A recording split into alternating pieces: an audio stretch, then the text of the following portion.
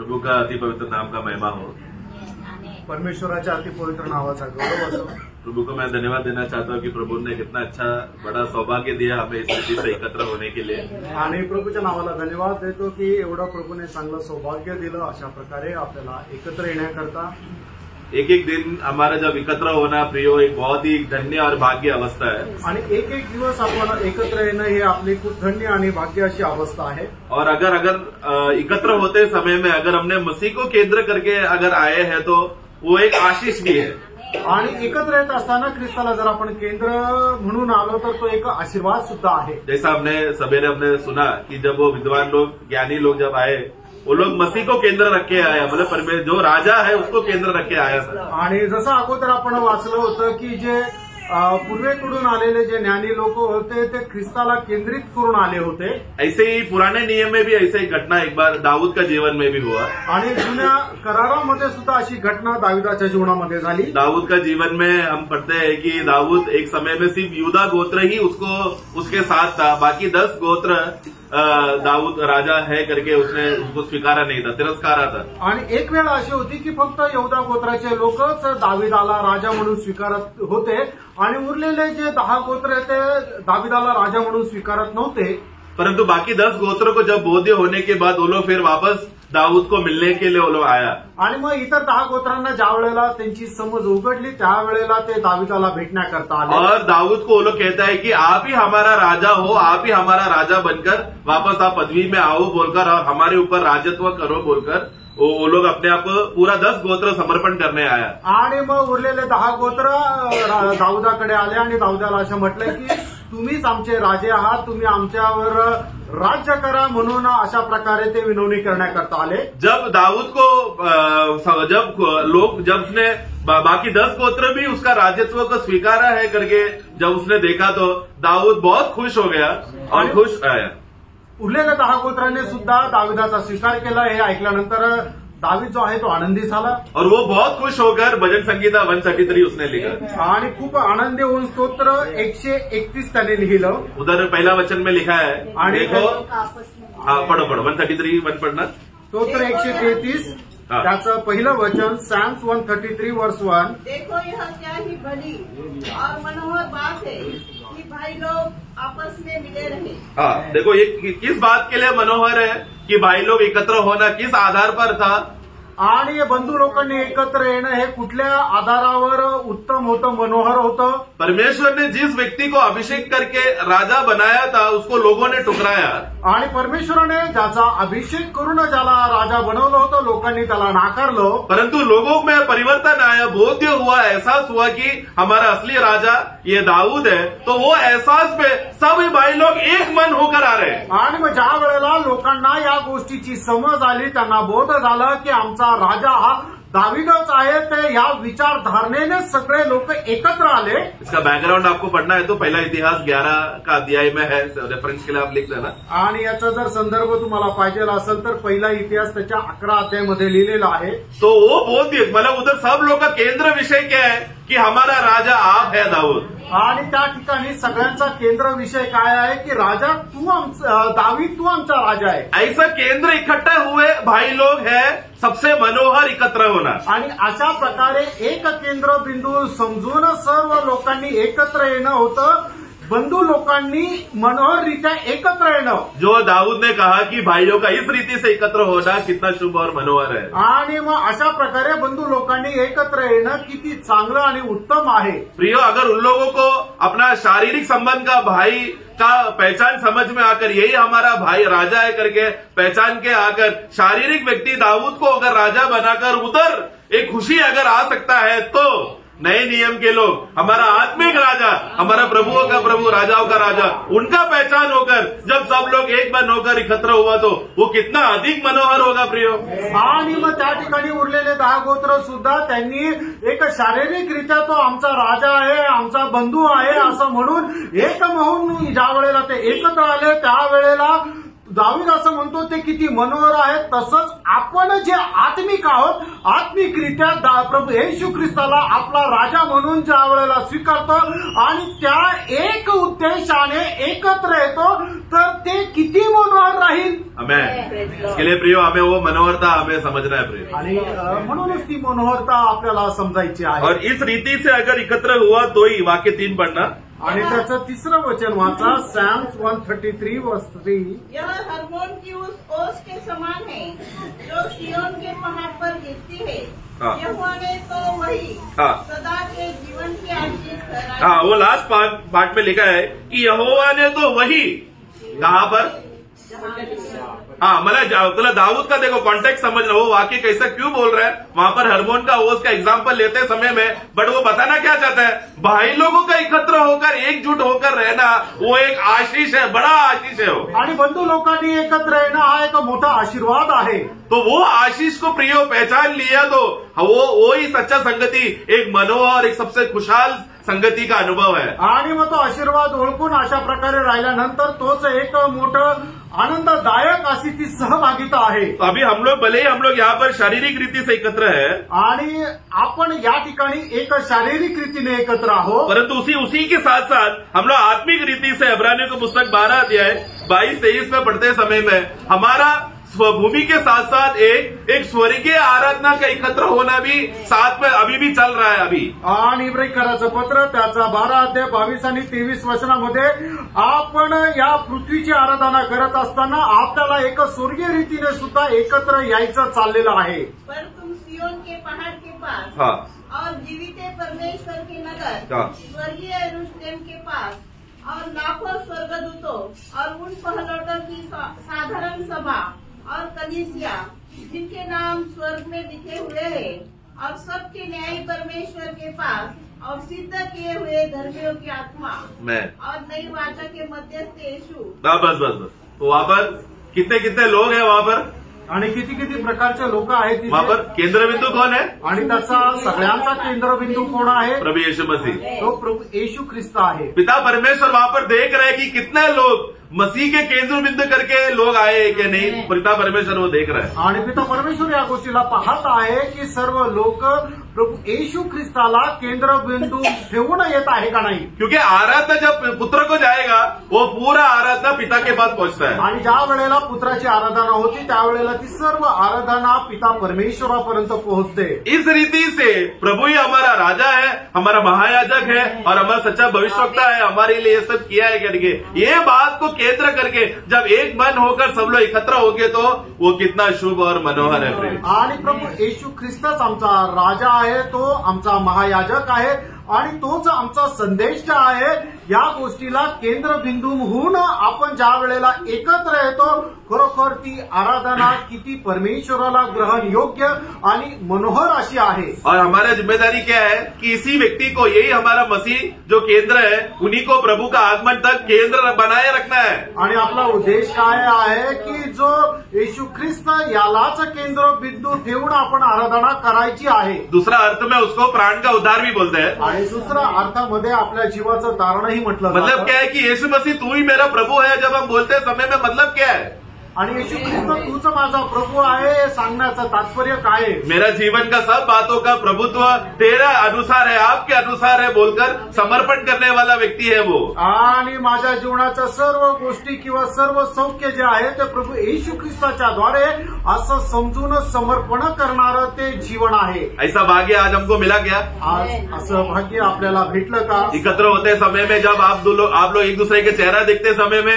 खुशी हुआ क्या. आणि एकत्र होतो त्यावेळेला एकमेकाचा चेहरा पाहिल्यानंतर आपल्याला आनंद होतो का. ये बहुत सालों के बाद फिर यही भजन को लोग पुराने नियम में इजरायली लोग वो लोग पर्वत चढ़ने का टाइम, आराधना करने आने का टाइम वो लोग ये गीत गाकर वो लोग चढ़ते थे. आणि इस्रायल जुन्या करारामध्ये इस्रायल लोक ज्या वेळेला देवाची आराधना करण्याकरता डोंगरावर जायचे त्या डोंगरावर चढत असताना एक गीत ते गात जायचे. वो लोग गाते रहते सबसे, वो लोग मिलते का टाइम एक जन शुरू करेगा, मतलब वो पहाड़ में चढ़ने का टाइम में एक यात्रा, उसमें एक साथ लोग 100 लोग लाखों लोग ऐसा साथ में चढ़ रहे हैं. एक जन गीत गाने शुरू किया, सब लोग फिर लाखों लोग साथ में वो एक ही गीत में एक सुर के साथ वो लोग गा के चढ़ते रहते, उतना एकता था उन लोगों में। आणि मग ज्या वेळेला डोंगरावर चढत असताना ज्या वेळेला एका व्यक्तीने ते गीत गायला सुरुवात केली, त्यावेळेला त्या डोंगरावर चढणारे लाखो लोक ते गीत गात एका स्वरामध्ये गात तो डोंगर चढायचे। क्योंकि वो प्रोत्साहन करना पड़ता है, क्योंकि वो लोग चढ़ते चढ़ते थक जाते, वो लोग निराश हो जाते, वापस चलने के लिए सोच आज आराधना करने जाना है क्या, ऐसा वो लोग में विचार आता है। तो परंतु गीत शुरू हो जाता है तो सब में एक चार्ज आता है, उत्तेजना आता है, फिर वो लोग हिम्मत मिलता है चढ़ने के लिए। आणि मग डोंगरावर चढत असताना त्यावेळेला काय व्हायचं की ते एकदम थकून जायचे आणि मग मनामध्ये विचार यायचा की आज आराधना करायला जायचं का, पण ज्या वेळेला ते गीत गात निघायचे त्यावेळेला त्यांच्या मनामध्ये एक प्रोत्साहन निर्माण व्हायचं आणि मग त्या डोंगरावर चढायचे। उसी रीति से हम लोग जब भाइयों को देखते समय, एक दूसरे को चेहरा देखते समय क्या बोल रहे हैं, क्या ही मनोहर है, आज मैंने प्रभु में भाई में मैंने मसीह को देखा बोलकर, वो कितना शुभ और आनंद है संगति है बोलकर साथ में एकत्र होने का, वो है सच्चा खुशी प्रियो। आणि मग तसंच त्या प्रकारे ज्या वेळेला प्रभूची आराधना करता येतो त्यावेळेला मी माझ्या भावाला प्रभू येशू ख्रिस्तामध्ये बघितलं आणि मग त्या आनंदासह प्रभूची आराधना करणं किती मनोहर आहे। प्रभु हमें सहायता करे कि उनके आगमन तक हम लोग यही खुशी और आनंद में बढ़ते रहे। आणि प्रभू आपल्यावर कृपा करो की प्रभूच्या आगमनापर्यंत आपण याच आनंदामध्ये प्रभूची आराधना करावी। आज वचन का मनन के लिए हम लोग यूहन्ना का पुस्तक उसका 8 का 31 से 31 से 36 तक पढ़ेंगे। आणि योहान कृष्ण समाचार त्याचा 8 अध्याय 31 ते 37। तब यीशु ने उन यहूदियों से जिन्होंने उस पर विश्वास किया था कहा, यदि तुम मेरे वचन में बने रहोगे तो सचमुच मेरे चेले ठहरोगे, तुम सत्य को जानोगे और सत्य तुम्हें स्वतंत्र करेगा।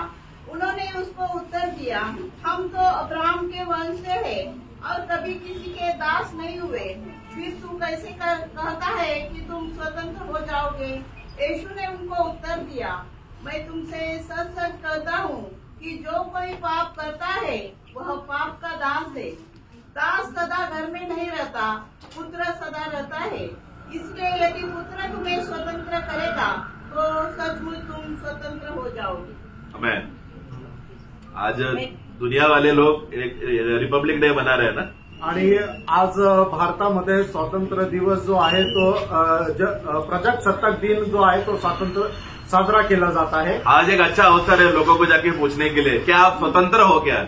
आणि आज एक चांगली संधी आहे की लोकांना जाऊन विचारायची की तुम्ही स्वतंत्र आहात का। परंतु बाहर जाने से पहले आज मसीह के लोगों को ही सबसे पहले यह सवाल पूछना चाहिए कि आप लोग स्वतंत्र है क्या, क्या आप लोग आजाद है क्या? आणि बाहेर विचारण्याच्या अगोदर ख्रिस्ती लोकांनाच आपण अगोदर विचारायला पाहिजे की खरोखर तुम्ही स्वतंत्र आहात का। क्योंकि प्रभु ने कहा, कारण प्रभूने असं म्हटलं, उसमें जो 34 पढ़ना, त्याचं 34 वचन वाचा, जॉन चॅप्टर 8 वर्स 34। यीशु ने उनको उत्तर दिया, मैं तुमसे सच सच कहता हूँ कि जो कोई पाप करता है वह पाप का दास है। देखो यहाँ पर विषय स्वतंत्रता, किस बात का स्वतंत्रता का बात चल रहा है? आणि या ठिकाणी कुठल्या प्रकारच्या स्वातंत्र्य संबंधाने बोललं जात वो है कि हम लोग पाप से छुटकारा पाने का विषय का बात को प्रभु वहां पर कहना चाहता है। आणि पापाच्या बंधनातून मुक्त होण्यासंबंधाने विषय आहे। जो आज भारत देश पाप से स्वतंत्र है क्या?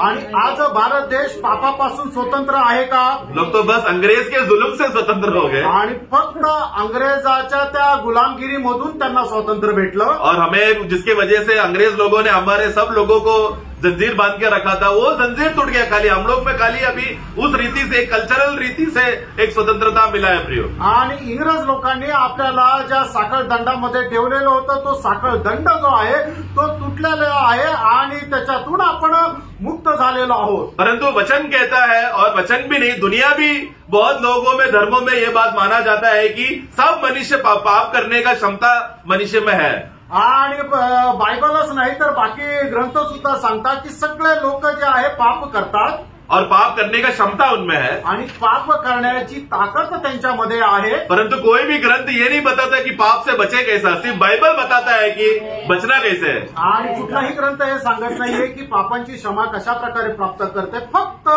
बायबलच आपल्याला सांगते की मनुष्याने केलेल्या पापांची क्षमा कशी मिळते। परंतु यहाँ पर विषय प्रभु ये बोलना चाहता है कि मैं तुमको एक स्वतंत्र जब तुमको दूंगा, तुम लोग सचमुच एक स्वतंत्र अनुभव में तुम बने रहोगे।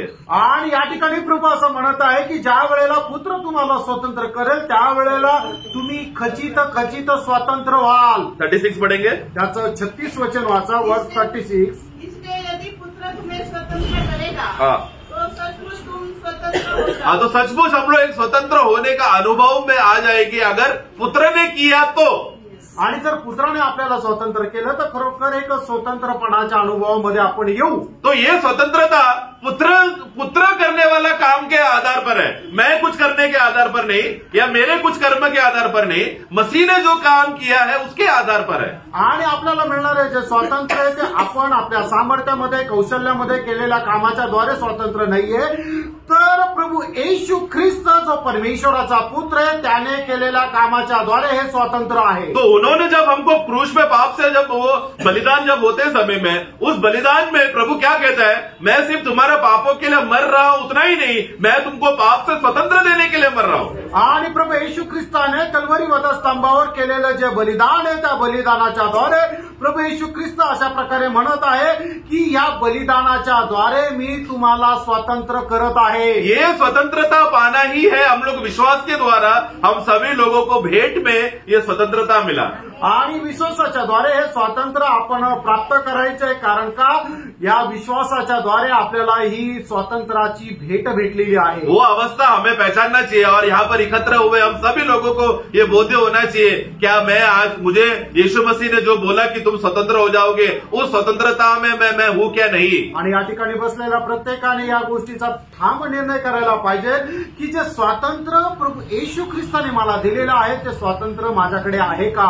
हम लोग ये वाक्य पढ़ने का टाइम ऐसा लगेगा कि प्रभु ये संसार के लोगों से बात कर रहा है, आणि हे वचन वाचत असताना आपल्याला कदाचित असं वाटेल की प्रभू जगाच्या लोकांशी हे बोलत आहे, परंतु प्रभु ऐसा नहीं कर रहा है यहाँ पे। आणि प्रभू या ठिकाणी असं नाही करत आहे। 31 में क्या पढ़ते हैं हम, आणि त्याच्या 31 वचनामध्ये आपण काय वाचतो, तब यीशु ने उन यहूदियों से हाँ जिन्होंने उस पर विश्वास किया था, हाँ, मतलब जिन लोगों ने प्रभु पर विश्वास किया, मतलब यहाँ पर बस एक मतलब वो जैसा वो उद्धार का विश्वास नहीं जैसा हम लोग कर रहे हैं, मतलब वो लोग ऐसे एक भरोसा, चलो ये एक अच्छा व्यक्ति है इस पर हम भरोसा कर सकते हैं बोलकर उस प्रकार का भरोसा में आया था, क्योंकि परंतु वो एक विश्वास का पक्का मजबूती उन लोग में तभी भी आया नहीं। आणि हा एक चांगला मनुष्य आहे याच्यावर आपण भरोसा ठेवू असं समजून त्या ठिकाणी लोक एकत्र आले होते, पण विश्वासाची दृढता त्यांच्यामध्ये नव्हती, मतलब उद्धार उनमें आया नहीं, आणि कारण त्यांच्यामध्ये प्रवेश झालेला क्योंकि नव्हता। उद्धार आता तो वो लोग स्वतंत्र भी हो जाते थे। आणि जर त्यांच्यामध्ये तारण आला असतं तर ते स्वतंत्र पण झाले असते। आज जैसे हमने सुबह जब हमने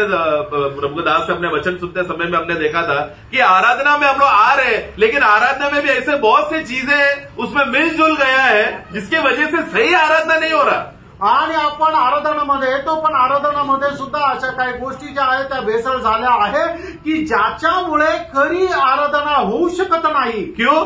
का? क्योंकि वो लोग अभी तक स्वतंत्रता मिला नहीं, कारण त्यांना अजूनपर्यंत स्वातंत्र्य भेटलं नाही। एक सच्चा ज्ञान प्रकाश उनमें आया नहीं कि आराधना किस रीति से होता है, आणि खरं एक प्रकाश त्यांना मिळाला नाही की खरी आराधना कशा प्रकारे होते, क्योंकि ज्ञान का कमी होने की वजह से नाश हो जाने का अवस्था होता है। आणि ज्ञान कमी असल्या कारणाने नाश होण्याची अवस्था येते। आप लोग को वाक्य मालूम है, होशे का पुस्तक में लिखा है, प्रभु कहता है कि ज्ञान के कमी के होने की वजह से मेरे लोग नाश हो रहे हैं। आणि होशेच्या संदेशाच्या पुस्तकामध्ये लिहिलेलं आहे की ज्ञानाच्या कमतरतेमुळे माझे लोक नाश पावत आहेत। तो हम लोग विश्वासी है करके बोल रहे हैं, लेकिन अगर अभी भी हम लोग बंदीगृह में है तो ये हमारे लिए तो ये संदेश उन लोगों के लिए है।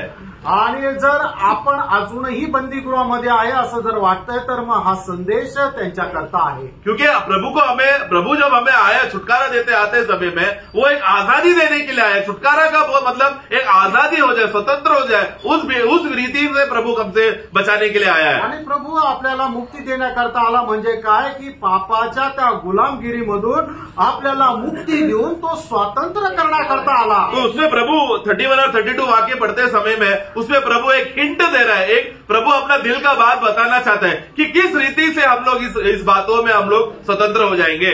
आणि योहान 8:31 आणि 32 वचनामध्ये या ठिकाणी प्रभू या ठिकाणी आपल्याला त्याच्या मनाची इच्छा दाखवतोय की आपण कशा प्रकारे स्वतंत्र होऊ शकतो. परंतु लोगों को वो बात समझ में नहीं आ रहा. आणि लोकांना ती गोष्ट समजत नाही. वो लोग क्या बोल रहे 33 में, आणि त्याच्या 33 वचनामध्ये ते लोक काय म्हणत आहे. उन्होंने उसको उत्तर दिया, हम तो अब्राहम के वंश से हैं और कभी किसी के दास नहीं हुए. फिर तू बस ये सही स्टेटमेंट है क्या. आणि त्यांचं हे जे वाक्य आहे ते बरोबर आहे का. अब्राहम के वंश से है हम लोग आणि आम्ही अब्राहमाचे वंशज आहोत. और ये वंश के लोग कभी दासत्व में गए नहीं. आणि या वंशाचे लोक कधी दासत्वामध्ये नाही गेले. प्रभु ने अब्राहम को पहले ही भविष्यवाणी दिया था कि तेरे वंश 400 साल तक बंदीगृह में रहेंगे करेंगे. आणि परमेश्वराने अगोदरच अब्राहमाला ही भविष्यवाणी दिली होती की तुझे वंश जे आहे ते 400 वर्ष गुलामगिरीमध्ये राहतील. उतना भी अगर समझ होता तो ये वाक्य वो लोग नहीं बोल पाते. आणि तेवढी जरी समज असते तरी सुद्धा ते हे वाक्य बोलले नसते. परंतु उधर रुका नहीं है. आणि त्या ठिकाणी ते थांबले नाही. इतिहास को अगर हम लोग स्टडी करेंगे, इजरायली लोग खुद का अगर इतिहास पढ़ेंगे तो वो लोग सिर्फ मिस्र देश में ही नहीं वो लोग बंदी गए होते, बाबिलोन के देश में भी वो लोग बाबिलोन का अधिकार में भी थे वो लोग, पर्शिया का अधिकार में थे और अभी रोम का अधिकार में तभी है जब वो लोग ये स्टेटमेंट बोल रहे हैं. आणि मग ते फक्त मिसर देशाच्या गुलामगिरीमध्ये होते असं नाही, तर बाबिलोनच्या गुलामगिरीमध्ये होते, पर्शियाच्या गुलामगिरीमध्ये होते. आणि ज्या वेळेला ते हे वाक्य बोलत आहे त्यावेळेला ते रोमच्या गुलामगिरीमध्ये होते. वो लोग बोल रहे हैं कि हम लोग किसी बंदीगृह में नहीं है, लेकिन उन लोग को समझ में नहीं, वो लोग अंधापन, उन लोग का मंदता क्या है कि हम लोग कोई भी बंदीगृह में नहीं है, जबकि रोम का बंधन में वो लोग फंसे हुए हैं. आणि ते हे बोलत असताना ते रोमच्या गुलामगिरीमध्ये आहे, पण त्यांना या गोष्टीची जाणीव नाहीये. ते म्हणतात की आम्ही कधी कोणाच्या गुलामगिरीमध्ये नाही राहिलो. है की नहीं. आज जब विश्वासी को पूछते हैं आप स्वतंत्र हो क्या, आणि आज जर एका विश्वासणाऱ्याला जर विचारलं की तुम्ही स्वतंत्र आहात का, विश्वासी क्या बोलते हैं. आणि विश्वासू काय म्हणतात. मैं स्वतंत्र तो मैं तो हमेशा स्वतंत्र ही हूं ना, मैं आजाद भारत देश में मैं जन्मा हूं, मैं तो स्वतंत्र हूं. आणि तो म्हणतो मी भारत देशामध्ये जन्मलेला आहे, मी तर स्वतंत्र आहे. परंतु पाप से का स्वतंत्र, पाप का जंजीर टूटा है क्या. आणि पापाची जी साखर दंड आहे ते तुटलेलं आहे का. क्या मोह और अभिलाषा का बंधन से वो आजाद पाया है क्या. आणि अभिलाषा आणि मोह याच्यापासून त्याने स्वतंत्रता मिळवली आहे का. प्राण का उद्धार का लक्ष्य क्या है प्रियो. जीवाच्या प्राणाचा उद्देश काय कि ये सब बातों से हम छुटकारा पाते रह रहे जब तक प्रभु नहीं आता. आणि जोपर्यंत प्रभु येत नाही तोपर्यंत या सर्व गोष्टीपासून आपल्याला मुक्ती प्राप्त तो वो किस आधार पर वो बोल सकता है कि मैं स्वतंत्र हो चुका हूं, मैं अभी स्वतंत्रता में हूं करके, वो मसीह का क्रूस का कार्य को देखकर वो बोल सकता है. आणि मग ख्रिस्ताचं जे वधस्तंभाचं जे कार्य आहे त्याला पाहून तो एक व्यक्ती असं म्हणू शकतो की खरोखर मी स्वतंत्र आहे. क्योंकि पाप और मोह, अभिलाषा और हमारा सारे शरीर का अभिलाषा, ये सब बातें हमारे ऊपर जंजीर डालने आएगा, वजन डालने आएगा, दबाने का कोशिश करेगा. लेकिन अगर हम मसीह में रहा तो वो बंधन काम नहीं, वो बंधन हमारे ऊपर बंदीगृह का दबाव में नहीं गिरा सकता. आणि शरीराची अभिलाषा, पापाचा जो मोह, या सर्व गोष्टी ज्या आहेत त्या आपल्याला बंधनामध्ये टाकतात. पण जर आपण आपली भिस्त प्रभू येशू ख्रिस्तावर ठेवली तर निश्चितच या बंधनामध्ये आपण राहू शकत नाही. इसके लिए प्रियो हमें वचन का बहुत जरूरी है, सही अभ्यास करने का जरूरी है. आणि म्हणूनच वचनाचा खूप चांगल्या प्रकारे अभ्यास करणं आपल्याला गरजेचं आहे. वचन का अभ्यास मतलब क्या है. आत्मिक रीति से अर्थ जानने का विषय मैं बोल रहा हूँ. आणि वचनाचा अभ्यास म्हणजे आत्मिक रीतीने त्या वचनाचा अर्थ जाणणं याला म्हणत आहे. वचन को सही रीति से समझना मतलब उत्पत्ति का पुस्तक किधर है, हबक्कुक का पुस्तक किधर है, ओबद्या का पुस्तक किधर है, वो ढूंढना नहीं है वचन का ज्ञान. आणि वचनाचं ज्ञान म्हणजे उत्पत्तीचं पुस्तक कुठे, हबक्कुकचं पुस्तक कुठे, ओबद्याचं पुस्तक कुठे, हे शोधणं ते वचनाचं ज्ञान नाहीये. वो तो बचपन है. आणि ते एक बाल्य अवस्था आहे. वो तो बच्चों को हमें सिखाना है. आणि त्या मुलांना आपल्याला शिकवायचं. लेकिन बड़ा होते समय, बड़े हम लोग होते समय में हम क्या सीख रहे हैं. आणि ज्या वेळेला आपण मोठं होतो त्यावेळेला काय शिकतो कि प्रभु ने ये जो वचन जो हमको दिया है, ये वचन के पीछे हमारे लिए छुपा हुआ आत्मिक संदेश क्या है. आणि या वचन जे प्रभूने आपल्याला दिलेलं आहे त्या वचनाच्या मध्ये आत्मिक संदेश काय आहे. तो इस वचन जब पढ़ते समय में, वचन प्रभु हमसे बात करते समय में, उस वचन का ज्ञान का पूर्णता में जब हमारे अंदर पहुंचेगा, आत्मा तुरंत हमको स्वतंत्रता देगा. आणि ज्या वेळेला वचनाचं ज्ञान आपल्यापर्यंत पोहोचतं त्यावेळेला आत्मा लगेच आपल्याला स्वातंत्र्य करतो. वही बात प्रभु वहां पर 31-32 में कहता है, आणि तीच गोष्ट 31 आणि 32 वचनामध्ये प्रभू सांगत आहे, यदि तुम मेरे वचन में बने रहोगे आणि जर तुम्ही माझ्या वचनामध्ये स्थिर राहाल तो तर, तब सचमुच तुम लोग क्या रहोगे? आणि त्यावेळेला खरोखर तुम्ही काय व्हाल, तुम लोग सचमुच मेरे चेले हो. आणि त्यावेळेला खरोखर तुम्ही माझे शिष्य व्हाल. मतलब झूठ के चेले भी है ना, आणि मग जे खोटं बोलतात त्याचे पण शिष्य आहे ना, आहे. झूठा चेला कौन है? आणि खोटे शिष्य कोण आहे? हाँ बोलो बोलो. जो प्रभु के वचन में बना नहीं रहता, आणि जे प्रभूच्या वचनामध्ये स्थिर राहत नाही ते. यूदास इस्करियोत का बात नहीं चल रहा है. आणि यहूदा इस्करियोतीची गोष्ट नाही चालली. मतलब झूठा वो चेला कौन है? जो प्रभु के वचन में बना नहीं रहता. आणि खोटा शिष्य कोण आहे की जो प्रभूच्या वचनामध्ये स्थिर राहत नाही. तो प्रभु हमको प्रतिदिन वचन का अभ्यास, वचन का ज्ञान, हमको संगति क्यों दे रहा है? आणि प्रतिदिन प्रभू देवाचे वचनाचं ज्ञान आपल्याला का देतो, त्याची संगती का देतो, ताकि हम लोग समझ सके कि मैं सचमुच प्रभु का चेला हूँ. आणि जेणेकरून आपण समजू शकू की मी प्रभूचा एक शिष्य आहे. और ये चेले लोगों के अंदर जिसने वचन को अधीनता में समर्पण किया हुआ, ये विश्वासी लोग, ये चेले लोग को क्या होगा? आणि ज्याने वचनाच्या अधीन आपल्याला समर्पित केलेलं आहे अशा शिष्यांचं काय होणार? वो है वाक्य 32 पढ़ेंगे. आणि त्याचं 32 वचन वाचा. तुम सत्य को जानोगे. हाँ, तो तुम कौन? तुम जो सच्चे चेले हैं, तुम आणि जे खरे शिष्य आहे ते तुम्ही, जिन्होंने मेरा वचन पे बना रहा है वो तुम. आणि जे माझ्या वचनामध्ये स्थिर राहिले ते तुम्ही. तुम सत्य को तुम लोग जानोगे, आणि सत्याला तुम्ही ओळखाल, और सत्य तुम्हें स्वतंत्र करेगा. और ये सत्य तुम्हें स्वतंत्रता की ओर लेकर जाएगा. या स्वतंत्रता का, या स्वतंत्र का अनुभव में बना के रखेगा. आणि हे सत्य जे आहे ते तुम्हाला स्वातंत्र्याच्या अनुभवामध्ये ठेवेल. तो इसके लिए सबसे पहला हमें, तुम, प्रभु ने कहा ना तुम सत्य जानोगे, वो तुम का भाग में आना पहला जरूरी है. आणि मग या ठिकाणी प्रभूने सांगितलं ना की तुम्ही, आपण त्या तुम्ही मध्ये येणं गरजेचं आहे. क्योंकि प्रभु बोलते समय में ये सत्य का अनुभव उन्हीं लोगों को मिलेगा जो तुम जानोगे. तो वो जानने का भाग में आने वाले लोगों को ही सत्य का अनुभव मिलेगा. आणि मग ज्या तुम्ही मध्ये जे लोक येतील त्यांनाच ते वचन जानण्याचा अनुभव येईल. तो वचन सुनने के टाइम में यस मुझे आज कुछ सीखना है, मुझे कुछ समझना है, ऐसा मनोभावना में रहना चाहिए. आणि म्हणूनच वचन ऐकत असताना, हो आज मला वचन शिकायचंय, वचन जाणायचंय, या इच्छेने आपण वचन ऐकायचंय. लेकिन हमारा ईगो, हमारा स्वयं क्या बोलता है, हमारा शरीर का स्वभाव क्या बोलता है, आणि आपल्या शरीराचा स्वभाव किंवा आपला मीपणा आपल्याला काय सांगतो, ये वचन तो मैं बचपन से जानता हूँ, आणि वचन तर मी लहानपणापासूनच जाणतो. ये मुझे स्वतंत्र चाहिए क्या, आणि मला खरोखर स्वातंत्र्य मिळवण्याची गरज आहे ये का, वचन मेरे लिए है क्या. आणि हे वचन माझ्याकरता आहे का. आप कुछ और विषय बोलो ना. आणि वेगळा काहीतरी बोला. क्यों? तो बोला क्या हो गया, आणि मग काय झालं, वो लोग ये तुम का भाग में आया नहीं अभी तक. आणि मग तुम्ही याच्यामध्ये ते सामावले नाही गेले. यानी कि वो सच्चा चेला बनने का अनुभव में आया नहीं. आणि जे खरे शिष्य हो आहे त्याच्या अनुभवामध्ये ते नाही आले. ऐसा विश्वासी लोग बहुत तकलीफ देता है मंडली. आणि असे विश्वासणारे जे आहे ते मंडळीमध्ये खूप त्रास देतात. तो अवस्था क्या, क्योंकि उन लोग को वचन का अधीन होने नहीं हो पा रहा. कारण त्यांना वचनाच्या अधीन होता येत नाही. उन लोगों को स्वतंत्रता उनको नहीं चाहिए, उन लोग को वही जंजीर चाहिए. आणि त्यांना वचनाच्या द्वारे मिळणारं जे स्वातंत्र्य ते नको, त्यांना त्या पापाच्या गुलामगिरीमध्ये राहायचंय. ये तो बहुत दुर्घटना हो रहा है ना फिर. आणि मग हे तर खूप वाईट आहे. हम लोग यूहन्ना का सुसमाचार 3 अध्याय में वहां पर 18-19 पढ़ना. वहां पर प्रभु ज्योति जगत पर आने के बावजूद भी, योहान त्याचा 3 अध्याय 18-19 उसका वचन, 19 पढ़ना खाली. त्याचं 19 वचन वाचा. जॉन चैप्टर 3 वर्स 19. और दंड के आने का कारण यह है कि ज्योति जगत में आई है, हाँ. और मनुष्य ने अंधकार को हाँ. ज्योति से अधिक प्रिय जाना, हाँ. क्योंकि उनके काम बुरे थे. देखो प्रभु किसके लिए आया, हम लोग यूहन्ना 3:16 में पढ़ते, जगत के लिए आया, जगत में आया. आणि प्रभू या जगामध्ये कोणासाठी आला तर आपल्यासाठी आला. तो ये जगत में आया है करके बोलते समय में मैं क्या पहचान रहा हूं कि मैं ये जगत का आदमी हूं.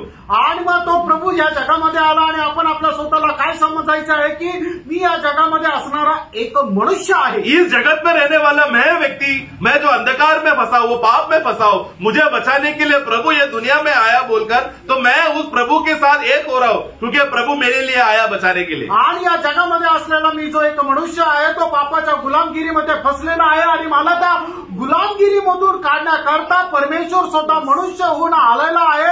आणि मला त्याच्यासोबत एक रूप व्हायचं आहे की जेणेकरून या पापाच्या गुलामगिरीमधून मी बाहेर निघेल. परंतु शैतान हमें क्या बोलेगा, आणि त्याच वेळेला सैतान आपल्याला काय म्हणेल, जिस दुनिया को बचाने के लिए यीशु आया तू वो दुनिया का नहीं है, आणि ज्या जगाला वाचवण्याकरता येशू ख्रिस्त आला तू त्या जगाचा नाहीये, तू मेरा दुनिया का आदमी है, तू माझ्या जगाचा मनुष्य आहे, तू मेरे अंधकार में जिएगा, यीशु का ज्योति तू मत अपना। आणि तू माझ्या अंधकारामध्ये जीवन जगशील, येशू ख्रिस्ताच्या प्रकाशामध्ये जीवन जगू नको। दूसरा कोरिन्थी 4:4 में हम क्या पढ़ते हैं? दुसरे करंथीकराचं पत्र 4 अध्याय त्याच्या 4 वचनामध्ये आपण काय वाचतो, और उन अविश्वासियों के लिए हाँ जिनकी बुद्धि इस संसार के ईश्वर ने अंधी कर हाँ, देखो अंधी कर दी है, ताकि ताकि मसीह जो परमेश्वर का प्रतिरूप है उसके तेजो में सुसमाचार, उनका तेजो में, देखो मतलब केवल सुसमाचार नहीं है, उस सुसमाचार में तेज है, उसमें प्रकाश है, उसमें ज्योति है।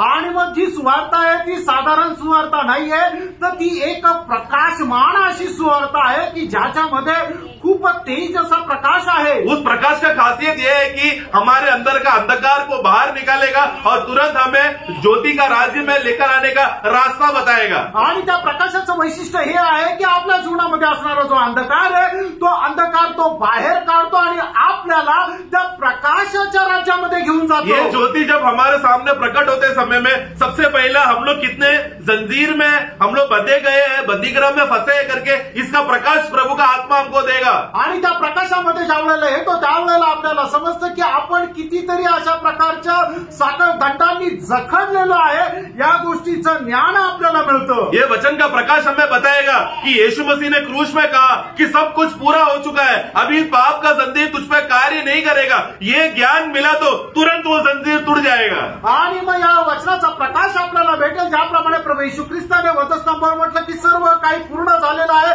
म्हणजे काय की आता तू कुठल्याही प्रकारच्या साखर दंडाने जखडलेला नाहीये। या गोष्टीचा जो प्रकाश आपल्याला भेटेल त्यावेळेला खरोखर आपण स्वातंत्र्य होऊ। परंतु शैतान क्या करेगा कि वो नहीं चाहेगा कि ये आगे बढ़ना, कि ये ज्योति में अगम्य ज्योति का सुसमाचार ना चमके, प्रकाश उन पर न चमके।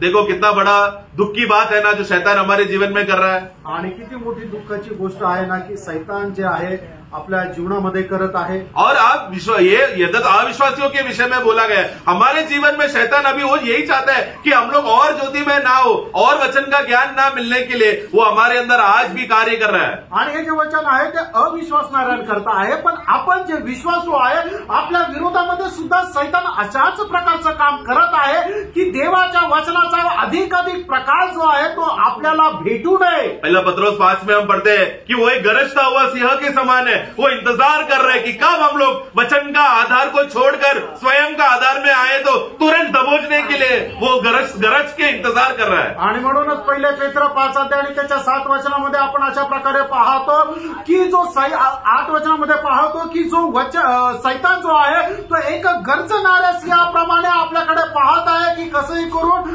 आपण त्याला मिळावं आणि त्याने आपल्याला फाडून खावं। क्योंकि अगर वचन का स्ट्रॉन्ग वचन के आधार के नियम में अगर हम नहीं बने रहेंगे तो हम लोग जल्दी गिर जाएंगे। आणि आपल्या जीवनाचा जगण्याचा आधार जर वचन नाहीये तर खूप लवकर आपण पतन पाहू। और प्रियो अगर वो गिर गया तो फिर वो उठना जल्दी आसान बात नहीं होगा।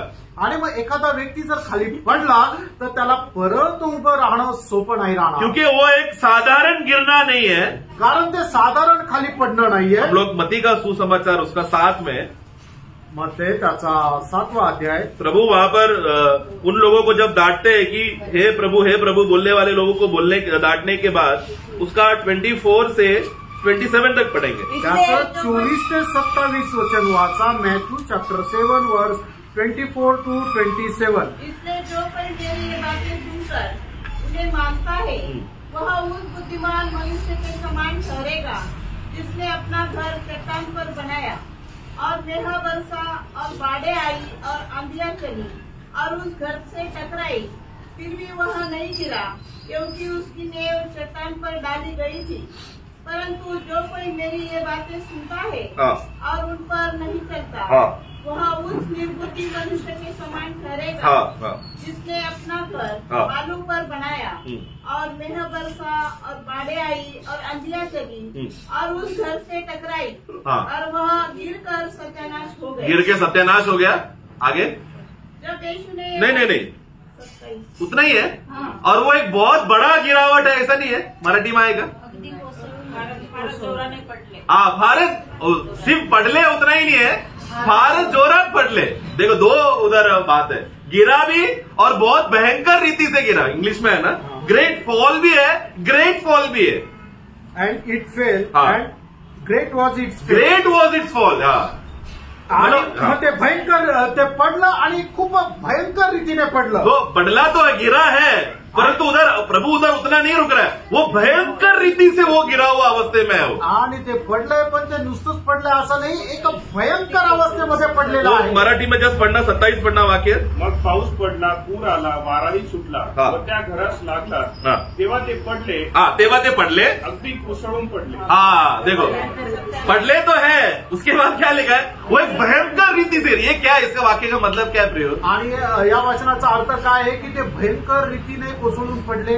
मतलब वचन में हम लोग बने नहीं रहेंगे तो ये तो सच है कि हम गिरने वाले हैं। आणि जर वचनामध्ये आपण स्थिर नाही राहिलं तर आपल्याला हे तर निश्चित आहे की आपण खाली पडणार आहोत। ऐसा गिरा हुआ व्यक्ति जब न्याय के दिन आएगा, आणि असा पतड पावलेला कोसळलेला व्यक्ती ज्या वेळेला न्यायासनासमोर न्यायाच्या दिवशी येईल तेव्हा प्रभु उसको न्याय कर उसने जो भी मेहनत किया हुआ, उसने जो कर्म किया हुआ, जब आग से परखा जाएगा, ज्यादा से ज्यादा उसका क्या रहेगा, लकड़ी घास भूसा रहेगा। वो लकड़ी घास भूसा घर जलकर वो बाहर आएगा, वो निकलते ही प्रतिफल कुछ नहीं है बोला तो उधर ही वो गिर जाएगा। आणि मग अशा प्रकारचा व्यक्ती ज्या वेळेला त्या अग्नीसमोर पारखला जाईल त्यावेळेला तो लाकूड घास आणि भुसा होऊन येईल, आणि मग ज्या वेळेला त्या अग्नीमध्ये पारखला जाईल त्यावेळेला तो पूर्ण राख होऊन बाहेर येईल आणि कुठल्या प्रकारचं प्रतिफळ त्याला मिळणार नाही। अभी क्या हो गया, वो गिरा हुआ है, गिर गया वो। आता काय आहे की तो खाली पडलेला आहे। प्रभु कहेगा ऐसे लोगों को राज्य में कुछ पदवी भी नहीं मिलेगा, आणि अशा लोकांना राज्यामध्ये काही पदही नाही मिळणार। तब वो क्या करेगा, त्यावेळेला तो काय करेल, अरे इतना भयंकर मैं गिर गया, आणि मी एवढा भयंकर पडलो। ये भयंकर गिरने का अनुभव कब होगा प्रियो? आणि हा भयंकर पडण्याचा अनुभव केव्हा होईल प्रिय? न्याय के दिन उसको खड़ा रहने नहीं होगा, उसका घुटने में सामर्थ्य नहीं आएगा प्रभु के सामने खड़ा रहने, क्योंकि प्रतिफल नहीं प्रभु को देने के लिए कुछ भी। आणि न्यायाच्या दिवसामध्ये प्रभू समोर उभं राहण्याकरता त्याचे गुडघे स्थिर राहणार नाही, कारण का की त्याला कुठल्याही प्रकारचं प्रतिफळ मिळणार नाहीये। प्रियो देखो कितना बड़ा दुविधा है वो। आणि बघा केवढा मोठा हा पेच आहे। तो सिर्फ गिरा है करके वहां पर नहीं लिखा है, आणि फक्त तो पडलाय असं नाही लिहिलं, वो एक भयंकर गिरावट हो गया, आणि एक भयंकर पतन पावलेला मतलब ये गिर जाना, वचन में बना ना रहने की वजह से अगर गिरावट हमारे जीवन में आ रहा है, अगर आज हमने उसका सुधार नहीं किया, वो भयंकर गिरावट में गिर सकता है जो न्याय के दिन मालूम पड़ेगा। वो दिन ना होने के लिए आज हमें वचन में स्थिर रहना जरूरी है। आणि आज जर आपण वचनामध्ये स्थिर नाहीये तर आपण एक पडलेल्या अवस्थेमध्ये आहोत, पण त्या अवस्थेमधून जर आपण आत्ताच सुधारलं नाही तर मग काय होणार, आपण एका भयंकर कोसळलेल्या अवस्थेमध्ये राहू। आणि मग अशा अवस्थेमध्ये आपल्याला ज्या वेळेला न्यायासनासमोर उभं राहावं लागेल त्यावेळेला आपली परिस्थिती कशी राहणार, लाकूड घास आणि भुशाप्रमाणे राहणार। म्हणून आताच जे आपण खाली पडलेल्या अवस्थेमध्ये आहोत आताच आपल्याला उभं राहायचंय, वचनाच्या अनुसार आपण आपलं जीवन सुरळीत करायचंय। इसीलिए 24 में लिखा है, जो मेरा वचन सुनता है और उसमें बना रहता है वो एक बुद्धिमान मनुष्य के समान है जो चट्टान में अपना घर बनाता है। आणि म्हणूनच त्याच्या 24 वचनामध्ये अशा प्रकारे लिहिलेलं आहे की म्हणूनच जो कोणी माझी वचनं ऐकून त्याच्या अनुसार आपलं जीवन सुरळीत करतो तो एक बुद्धिमान पुरुषाप्रमाणे आहे की ज्याने आपल्या घराचा पाया त्या खडकावर रचला। लेकिन वचन सुना, वचन में बना नहीं रहा तो वो कौन है, वो मूर्ख व्यक्ति है, वो रेती में अपना घर बना रहा है। आणि जो कोणी वचन ऐकून त्या वचनामध्ये स्थिर राहत नाही तो अशा एका मूर्ख मनुष्याप्रमाणे आहे की ज्याने आपला घराचा पाया वाळूवर रचला। प्रियो मतलब ये एक उदाहरण बताते समय में दृष्टांत में बताना चाहता है कि हमारा जो महल जो घर प्रभु ने तैयार किया है वो हमारे कामों के अनुसार, सोना चांदी बहुमूल्य पत्थर के अनुसार प्रभु हमको बना के घर बना के दे रहे के अनुसार है वो। आणि या गोष्टीचा एक दृष्टांत आहे की प्रभू आपल्याला त्या येणाऱ्या दिवसामध्ये जे राहण्याकरता घर बनवून देणार आहे त्या घराचा पाया कशा प्रकारे आहे, तर आपण या जीवनामध्ये कशा प्रकारे वागतो, कशा प्रकारे वचनाच्या आधारे जीवन जगतो त्याच्या आधारावर आपल्याला मिळणारं ते घर आहे। वो वचन में बना रहने वाला व्यक्ति क्या कर रहा है, वो अपने लिए उपकरण तैयार कर रहा है घर बनाने के लिए स्वर्ग में। आणि वचनामध्ये स्थिर राहणारा जो व्यक्ती आहे तो काय करत आहे की भावी आयुष्यामध्ये मिळणारं त्याला जे घर आहे त्याच्या करता तो सामुग्री जोडत आहे. एक दृष्टांत बता रहा हूं, सचमुच शारीरिक घर होगा वैसा नहीं है, दृष्टांत रीति से समझना. आणि असं जगिक आपण जे घर पाहतो तसं एक जगिक घर राहील असं नाहीये. तर हा एक दृष्टांत आहे. क्योंकि हम लोग को तेजस्मय शरीर मिल गया तो ऐसा 4 दीवार वाला घर में हम लोग सीमित नहीं रहेंगे. प्रिय, हम लोग मसीह के साथ सब जगह काम करते रहेगा. हम लोग सोएंगे नहीं, हम लोग हमेशा जागा रहेगा, खाने पीने टाइम नहीं, शारीरिक बातें वहां पर नहीं है, सब आत्मिक बातें है. आणि मग आपल्याला ज्या वेळेला तेजोमय शरीर मिळेल त्यावेळेला त्या तेजोमय शरीरा सोबत आपण निरंतर प्रभू येशू ख्रिस्तासोबत काम करत राहू. मग आपल्याला भूक नाही लागणार, झोप नाही लागणार. अशा प्रकारे आपलं ते शरीर राहील आणि या 4 भिंतीमध्ये राहण्याची त्याला गरज राहणार नाही. तो दृष्टांत के अर्थ में बता रहा हूं कि अब जो व्यक्ति वचन में बना सुनकर बना रहता है उसमें और प्रभु का वचन के अनुसार वो जीता है तो वो मानो वो सोना चांदी बहुमूल्य पत्थर इकट्ठा कर रहा है मसीह में एक स्थिर घर में बने रहने के लिए. आणि मग जो कोणी आपलं जीवन वचनाच्या आधारावर जगतो तो काय करत आहे, सोने चांदी आणि बहुमूल्य दगड जे आहे ते एकत्र करत आहे की जेणेकरून येणाऱ्या दिवसामध्ये प्रभू येशू ख्रिस्तासोबत त्याने वास करावा. परंतु अगर रेती इकट्ठा कर रहा है तो, आणि जर मग तो माती एकत्र करत आहे तर रेती इकट्ठा करने वाला व्यक्ति को घर कितना भी अच्छा सुंदर घर बनाया हो, कितना अच्छे रीति से उसने पेंट किया हो, वो घर टिका नहीं रहेगा, गिरा रहेगा, गिरने का अवस्थे में है वो. आणि जो कोणी वाळू एकत्र करतो त्याने आपलं घर कितीही सुंदर बनवा, कितीही चांगल्या प्रकारे डेकोरेशन करा, कितीही चांगल्या प्रकारे रंग मारा, पण ज्या वेळेला वादळ येईल त्यावेळेला ते स्थिर राहणार नाही. प्रभु हमको एक स्थिर घर देने के लिए प्रभु अपना वचन दे रहा है ना. आणि आपल्याला एक स्थिर घर देण्याकरता प्रभू आपल्याला अभिवचन प्रभु वचन भी दे रहे हैं और गिरने के लिए वचन दे रहा है बोला तो फिर.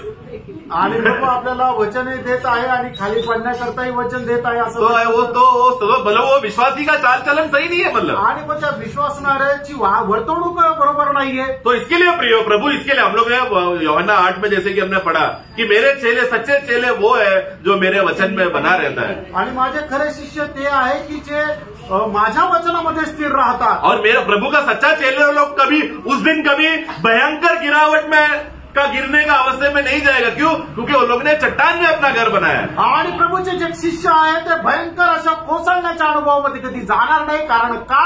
त्यांनी आपलं घर जे आहे त्याचा पाया खडकावर रचलेला आहे. हमारा एक स्वभाव रहता है, बीच बीच में हम लोग अपना शारीरिक स्वभाव लाने के वजह से हम लोग लकड़ी घास भूसा उसमें मिक्स करने का कोशिश करते हैं, लेकिन वो सब जल जाएगा प्रियो. आणि आपला स्वभाव राहतो, कधी कधी आपला जो मनुष्याचा स्वभाव आहे तो प्रकट होतो आणि त्या स्वभावाच्या द्वारे लाकूड घास भुसा जो आहे तो तयार होत राहतो, पण प्रेम होते सर्व काही त्या आगडीमध्ये जळून जाईल. इसके लिए प्रियो हमें हमेशा वचन के आधार पर बने रहना जरूरी है. आणि म्हणूनच आपण आपल्या वचनाच्या आधारावर आपलं जीवन जगणं गरजेचं आहे. उधर 8 का यूहन्ना 8 का 32 में पढ़ते समय में उधर वचन 32 में कहता है कि और तुम सत्य जानोगे. आणि योहान त्याचं 8 अध्याय आणि त्याच्या 32 वचनामध्ये आपण अशा प्रकारे वाचतो की तू सत्य जाणाल. तो ये सत्य जानना मतलब क्या? कुछ सच्चा संदेश सुनेगा वो अर्थ नहीं है वो. आणि तुम्हाला सत्य समजेल म्हणजे तुम्ही एखादं सत्य वचन ऐकाल, सत्य संदेश ऐकाल ते नाहीये. मतलब कुछ सच्चा बातें, कहानी बातें नहीं है, सच्चा घटना बातें, ऐसा सच्चा वो बात नहीं है वहां पर. आणि एखादी गोष्ट एक कहाणी आहे असं नाहीये, तर ती सत्य घटना आहे तुम्ही ऐकाल ही गोष्ट ती नाहीये. वो ग्रीक शब्द में जब वो सत्य का वाक्य जब हम लोग परिभाषा करते समय में उसका शब्द का मतलब है रियलिटी, याथार्थ्य, जो सच्चा है, जो सही है. आणि मग ग्रीक शब्दामध्ये या ठिकाणी लिहिलेलं जे सत्य आहे ते सत्य म्हणजे काय की ती वास्तविकता, तो खरोखरपणा. हाँ, मतलब रियलिटी जो सचमुच असली है उस अस्तित्व, उस बात को हम ग्रहण करेंगे, समझेंगे. आणि जे वास्तविक आहे त्याला ते आपण समजून घेऊ. मतलब वो जो याथार्थ्य बात को प्रभु यीशु मसीह स्वर्ग से आकर क्यों हमें सच्चाई बताने आया, मतलब क्या बताने आया? वो हमें याथार्थ्य बताने आया. आणि येशू ख्रिस्त स्वर्गातून का आला तर आपल्याला सत्य सांगण्याकरता आला. म्हणजे काय की जे वास्तविक आहे, जे खरोखर आहे ते सांगण्याकरता आला. इसलिए यूहन्ना का ही पुस्तक में 1 का 18 में हम पढ़ते समय में 17 योहान त्याचा पहिला अध्याय आणि त्याचं 17 वचन, जॉन चैप्टर 1 वर्स 17. इसलिए की व्यवस्था तो मूसा के द्वारा दी गई, हाँ, परंतु अनुग्रह और सच्चाई हाँ, यीशु मसीह के द्वारा पहुंची. हाँ, सच्चाई मतलब सच्चाई लिखा गया, वो सत्य आना चाहिए. सत्य, हाँ, सत्य, अनुग्रह और सत्य आणि कृपा आणि सत्य. ये सत्य मतलब क्या? वास्तविकता, याथार्थ्य, रियालिटी. आणि सत्य म्हणजे काय की सत्य म्हणजे वास्तविकता आणि तो खरेखुरपणा. जो याथार्थ्य है, जो असलियत है, वो बात को बताने के लिए यीशु मसीह आया. आणि जे वास्तविक आहे आणि जे खरं आहे त्या गोष्टी सांगण्याकरता प्रभू येशू ख्रिस्त आला. सबब उपदेश में हम लोग पढ़ते हैं ना, वहां पर सोलोमन क्या कहता है? हाँ. आणि उपदेश त्याच्या 3रा अध्यायामध्ये आपण वाचतो की सगळं काही व्यर्थ आहे. वहां पर वो शब्द का अर्थ ये है कि सब माया है. आणि त्या ठिकाणी सांगितलेला जो शब्द आहे ते म्हटलेला आहे की हे सगळं काही माया आहे. माया मतलब क्या? आणि माया याचा अर्थ काय? मतलब हमें लग रहा है कि वो सत्य है, लेकिन पकड़ने जा रहे तो फुट गया वो. आणि एक सावलीप्रमाणे आपल्याला असं वाटतं की ते आहे आणि ती सावली पकडायला जातो त्यावेळेला हातामध्ये काहीच लागत नाही. अशा प्रकारे ते एक माया आहे की ते फक्त आपल्याला दिसतं पण ते वास्तविक राहत नाही, खरं राहत नाही. याथार्थ्य मतलब क्या? आणि खरं म्हणजे काय? याथार्थ्य मतलब उसको पकड़ा तो मतलब है, उसका अनुभव होने वाला बात. आणि वास्तविक म्हटलं म्हणजे काय की एखादी गोष्ट आपल्याला दिसते आणि त्या गोष्टीला आपण पकडायला लागतो तर ती पकडल्या पण जाते. परंतु प्रभु ने जो हमारे लिए याथार्थ्य रखा है वो भूमि में भी मिलेगा नहीं. आणि प्रभूने आपल्यासाठी जी वास्तविक जो खरेपणा ठेवलेला आहे तो या पृथ्वीवरही आपल्याला भेटणार नाही. वो ऐसा चीज है जो किसी आंखों ने नहीं देखा, किसी कानों ने नहीं सुना, किसी के हृदय में विचार नहीं आया, परंतु जो प्रभू को प्रेम करता है उन लोगों के लिए प्रभु ने उस बातों को संभाल के आणि त्या सर्व गोष्टी अशा आहे की कोणाच्या डोळ्याने पाहिल्या नाही, कुठल्या कानाने ऐकल्या नाही आणि कोणाच्या मनामध्ये सुद्धा आल्या नाही. अशा त्या गोष्टी प्रभू आपल्या प्रेम करणाऱ्या लोकांसाठी ठेवलेल्या आहेत. तो ये याथार्थ्य को देने के लिए, समझाने के लिए, उसका ज्ञान देने के लिए प्रभु यीशु मसीह या इस दुनिया में आप हमारे लिए आया. आणि त्या वास्तविकता त्या खऱ्या गोष्टीचं ज्ञान देण्याकरता प्रभु येशू ख्रिस्त मनुष्य होऊन या जगामध्ये आले. ये याथार्थ्य अगर हमारे अंदर कार्य किया, ये याथार्थ्य को अगर हमने पहचान लिया तो सचमुच वो व्यक्ती स्वतंत्र है. आणि या वास्तविकतेला जर एखादा व्यक्ती खरोखर रीत्या जाणून घेईल तरच तो स्वतंत्र होईल. परंतु वहां पर और एक बात 17 में कहता है कि वो अनुग्रह भी लाया. आणि त्याच्या 17 वचनामध्ये म्हटलेलं आहे की त्याने कृपा सुद्धा दिलेली आहे. ग्रेस, कृपा. अनुग्रह का मतलब समझते हैं प्रियो? आणि कृपेचा अर्थ तुम्ही समजतात ना? पुराने नियम में, जुन्या करारामध्ये अगर किसी परमेश्वर ने अगर मतलब पुराने नियम का रिवाज अगर किसी को करने के लिए बोलेगा आणि जुन्या कराराच्या नियमाच्या अनुसार जर कोणाला करायला सांगितलं तर हमें लगता है कि सिर्फ यहूदी लोग ही वो रिवाज करना चाहिए करके. आणि आपल्याला असं वाटतं यहूदी लोकांनीच फक्त ती रीत पाळायला पाहिजे. ऐसा नहीं है. असं नाहीये. मतलब किसी को भी अगर क्या हो गया कि लगता है कि मुझे आज जाकर इजराइल में जाकर अगर मैं बलि चढ़ाऊंगा, भेंट चढ़ाऊंगा तो उन लोग का बलि और भेंट भी लेगा, स्वीकारेगा. आणि कोणाला असं वाटतं की इस्रायल देशामध्ये जाऊन मी जर परमेश्वराकरता होम अर्पण करल तर ते होम अर्पण सुद्धा ते स्वीकारलं जाईल. वो मतलब वो एक ऐसा एक अवस्था है कि मतलब यहूदी कुटुंब के लोगों के लिए वो बलि है करके, जो भले ही वो लोग ही ज्यादा भी करते थे, लेकिन किसी को भी अगर पहचान मिलता है, मतलब समझ में आता है कि यहोवा सच्चा परमेश्वर है, उनका सेवा करना चाहिए बोलकर अगर बोलते हो तो उन लोग को भी फ्रीडम है करने के लिए. आणि त्यावेळेला फक्त इस्रायल लोकच ज्यांना परमेश्वराची खरं ओळख झाली होती तेच होम अर्पण करायचे. पण त्याच्या बाहेर जे जातीचे लोक आहेत त्यांना सुद्धा जर परमेश्वराची खरी ओळख झाली तर ते सुद्धा जाऊन होम अर्पण करू शकत होते. उन लोगों को इस्राइल का धन या आशीष नहीं मिलेगा, लेकिन एक विजाती अन्य जाति की रीति से उन लोग को पहचान मिलेगा. आणि मग त्यांना इस्रायलला मिळालेला आशीर्वाद त्यांना भेटणार नाहीये पण परमेश्वराचे लोक म्हणून त्यांची ओळख होईल. परंतु अनुग्रह करके जब बोलते समय में, आणि कृपा म्हटलं म्हणजे ये ऐसा बात है कि प्रभु हम लोगों को इसके लिए चुनौती देकर, चुनावट देकर, चुनकर हमें सभी योग्य लोगों से हमें अलग कर हम जैसे अयोग्य लोगों को चुनकर सुसमाचार का और उद्धार का अनुभव देना, वो अर्थ से यहाँ पर बोल रहा है. आणि कृपा म्हटलं म्हणजे की सर्व योग्य लोकांमधून आपण जे अयोग्य लोक आहे यांना सगळ्यांना बाजूला काढून आपल्याला ते सुवार्तेचं ज्ञान देणे, तारणाचा तो अनुभव देणे या अर्थाने म्हटलं आहे कृपा. परंतु पुराने नियम में एक लंगड़ा आदमी आकर अर्पण नहीं कर सकता. आणि जुन्या करारामध्ये एक लंगडा मनुष्य येऊन अर्पण नहीं करू शकत. एक अंधा आदमी या कोई भी प्रकार का विकलांग अवस्था हो, उन लोगों को आराधना करने के लिए अवसर नहीं है. आणि शारीरिक दृष्ट्या अपंग असलेला व्यक्ती जो आहे तो कुठल्या प्रकारचं अर्पण परमेश्वरासाठी करू शकत नव्हता. अन्य जाति आ सकते हैं लेकिन बाहरी आंगन तक रुक सकते हैं. पवित्र स्थान में वो लोग नहीं आ सकते, बाहरी आंगन तक ही आके कर सकते हैं. आणि अन्य जातीचे लोक सुद्धा येऊ शकत होते पण ते फक्त अंगणापर्यंत येऊ शकत होते, पवित्र स्थानापर्यंत नाही. परंतु परमेश्वर का उपस्थिति किधर है? अति पवित्र स्थान में है. आणि देवाची उपस्थिती कुठे आहे? तर ती अति पवित्र स्थानामध्ये. तो हमें अनुग्रह मिला, मतलब क्या? अति पवित्र स्थान में प्रवेश मिला, वही सबसे बड़ा अनुग्रह है प्रिय. आणि आपल्यावर कृपा झाली म्हणजे काय झालं की आपल्याला अति पवित्र स्थानामध्ये प्रवेश भेटला. तीच आहे महत्वपूर्ण गोष्ट. वो बात का याथार्थ्य सही रीति से वो क्या है करके वो बोध्य यीशु मसीह दे रहा है. आणि या गोष्टीचा खरा अर्थ काय आहे याचा उलगडा प्रभू येशू ख्रिस्त देत आहे. वो याथार्थ्य जब हमको समझ में आएगा तो हम लोग का भाग्य तो बहुत बड़ा भाग्य अवस्था है प्रिय. आणि मग ती वास्तविकता, तो खरेपणा जर आपल्याला समजला तर मग खरोखर आपली ती अवस्था खूप मोठी अवस्था. इसलिए प्रभु ने शमरिया स्त्री को जब कहा, एक बात कहा यूहन्ना 4 में, आणि योहान 4 अध्यायामध्ये शिमरोनी स्त्रीला प्रभूने एक गोष्ट म्हटली, तुम्हारा आराधना कैसा रहना चाहिए, ऐसी वही पॉइंट पढ़ना चाहता 24 में. आणि त्याच्या 24 वचनामध्ये जॉन चॅप्टर 4 वर्स 24, परमेश्वर आत्मा है और अवश्य है कि उसकी आराधना करने वाले आत्मा और सच्चाई से आराधना. उधर भी सच्चाई लिखा है, उधर भी सत्य आना चाहिए.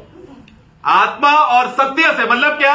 आत्मा और यथार्थ अवस्थे में तुम प्रभु का आराधना करना चाहिए. आणि म्हणून देवाची आराधना जी आहे ते आपण आत्म्याने आणि खरेपणाने आराधना करायची. तो वो याथार्थी क्या है कि प्रभु यीशु मसीह ने मेरे लिए क्या अवस्था में मुझे रखा है, वो है याथार्थ्य का अवस्था. आणि खरेपणाची अवस्था काय आहे की प्रभूने मला ज्या अवस्थेमध्ये ठेवलेलं आहे ती आहे वास्तविक अवस्था किंवा खरेपणाची अवस्था. तो मैं अभी अंधकार का अवस्था में नहीं, मैं अभी ज्योति में हूं करके ये है सभी विश्वासियों का याथार्थ्य.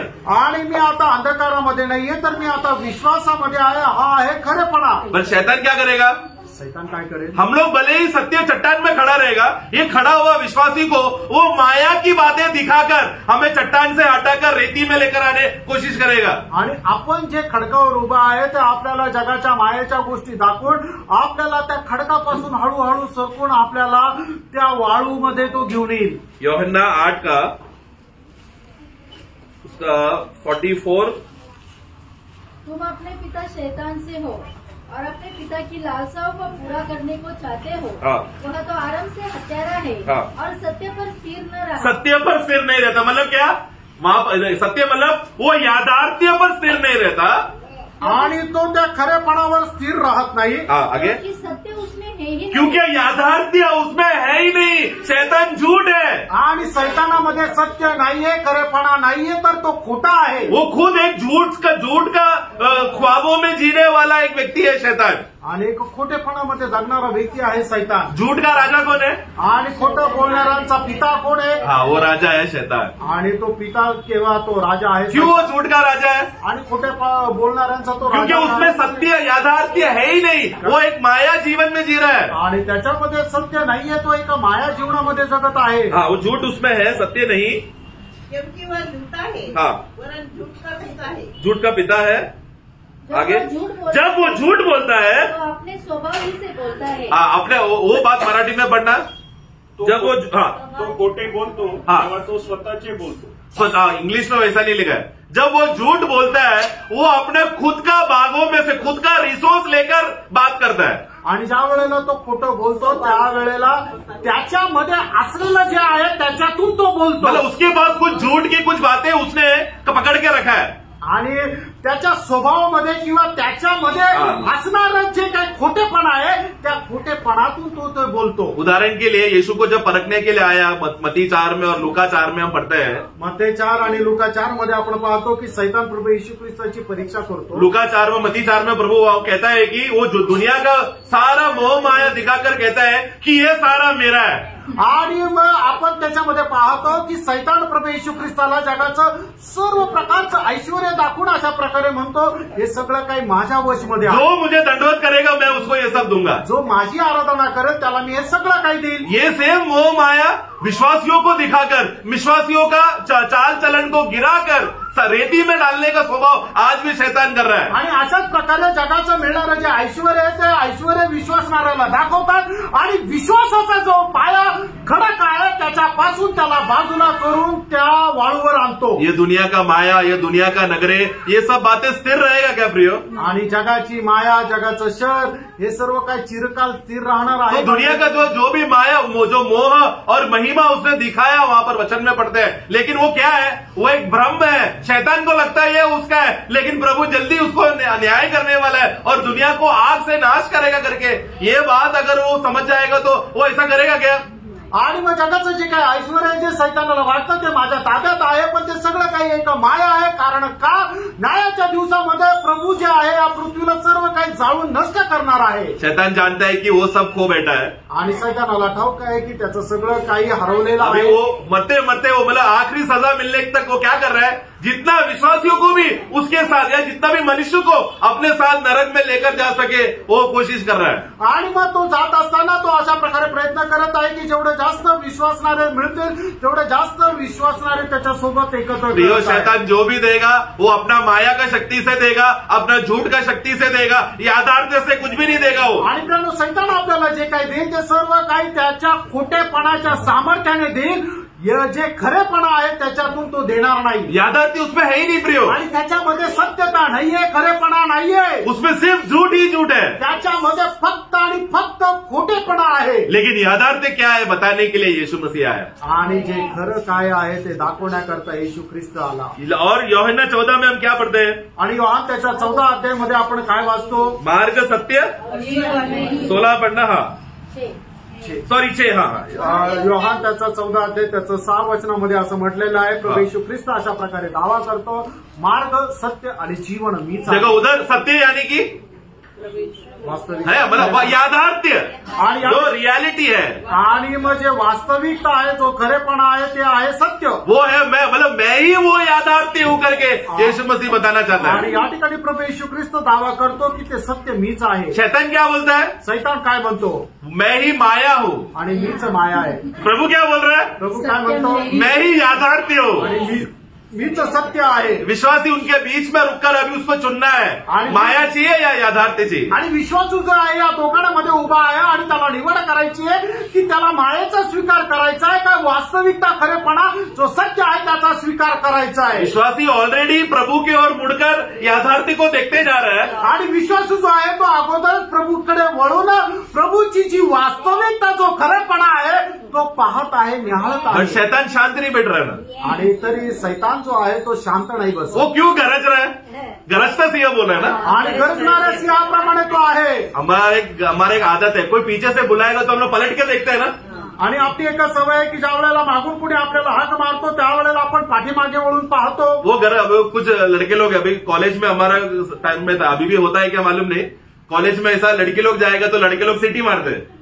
क्यों? वो लड़की लोग तो पलट के देखने के लिए सिटी मारते हैं. आणि कॉलेजमध्ये काय आहे की ज्या वेळेला मुली पुढून जायच्या त्यावेळेला मुलींना बघून मुलं शिट्ट्या मारायचे. तो शैतान कौन है?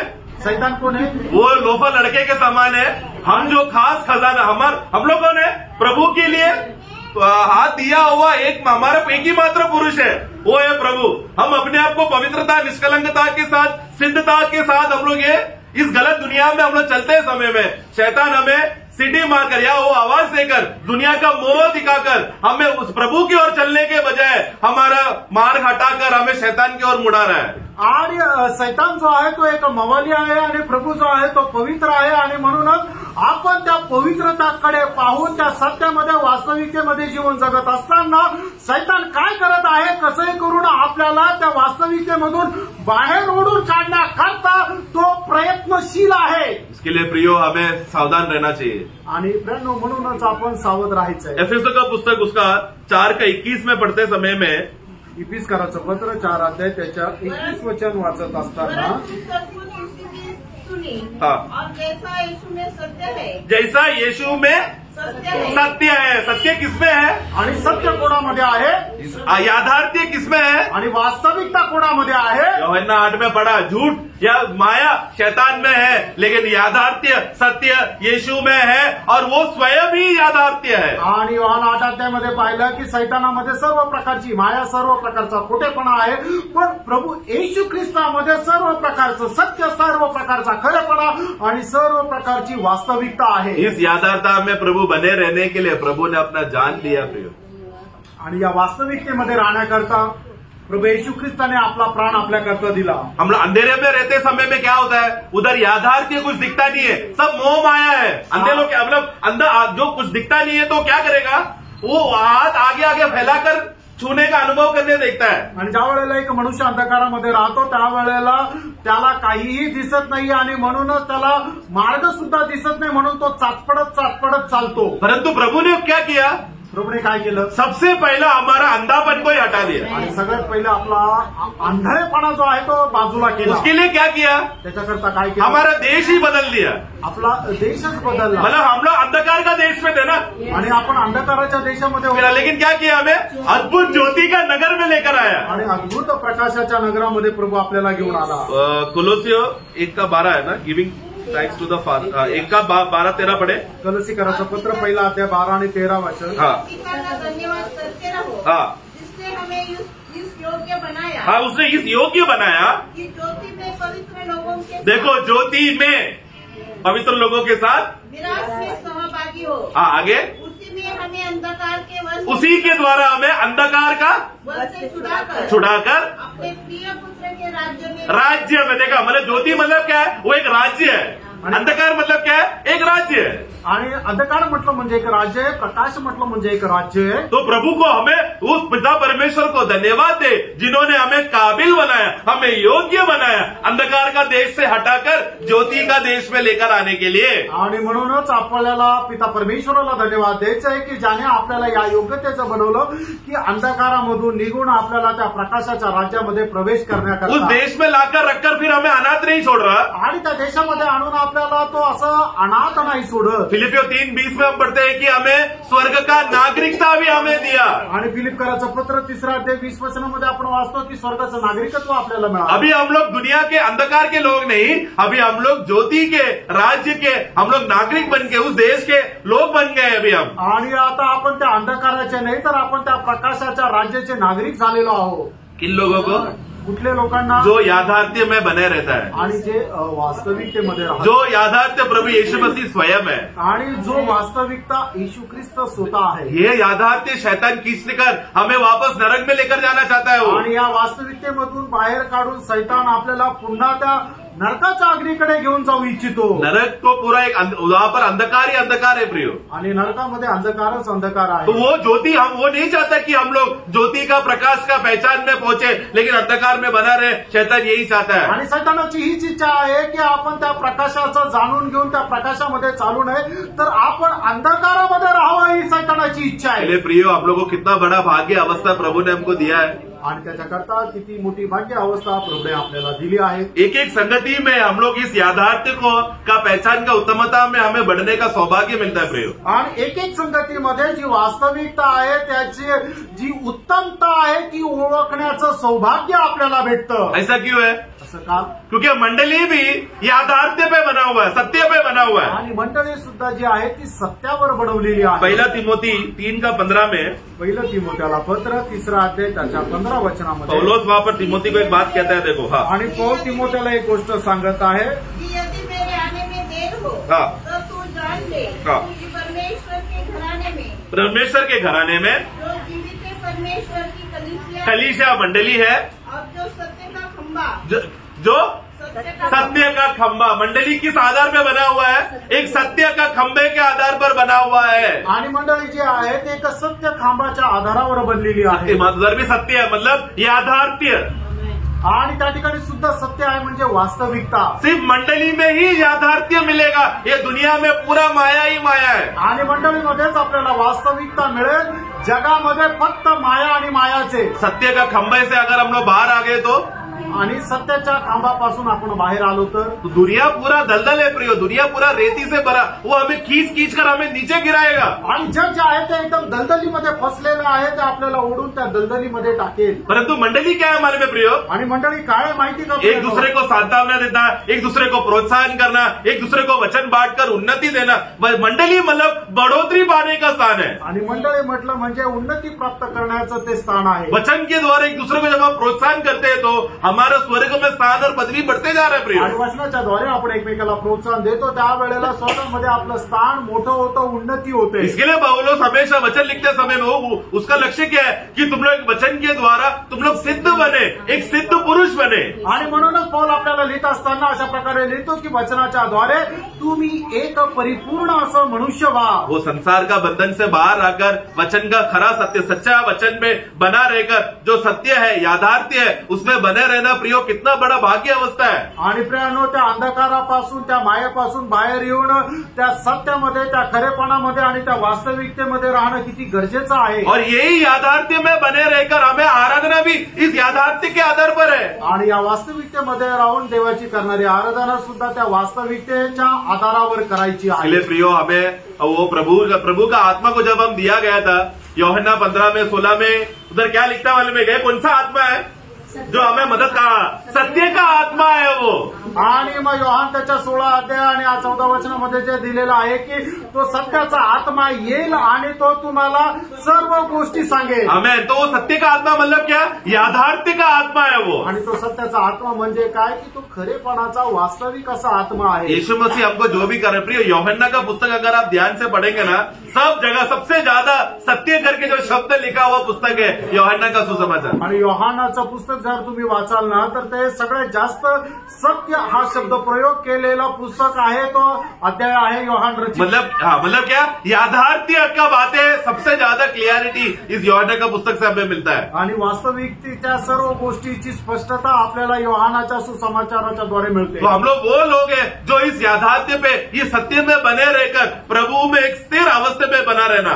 आणि आपण ते लोक आहे की जे या वास्तविकतेमध्ये स्थिर बनून राहतो। इसके लिए प्रभु इस दुनिया में, प्रभु का जन्म लेने का उद्देश्य ये सत्य के बारे में बोलने के लिए है। आणि प्रभूचा या जगामध्ये जन्म जो आहे तो वास्तविकता सांगण्याकरता आहे। प्रभु ने जब पिलातुस से बात करते समय में 17 का योहान त्याचा 17 अध्याय, सॉरी उसका 18 का 37 पढ़ेंगे। योहान त्याचा 18 अध्याय त्याचं 37 वचन, जॉन चैप्टर 18 वर्स 37। पिलातुस ने उससे कहा, तो क्या तू राजा है?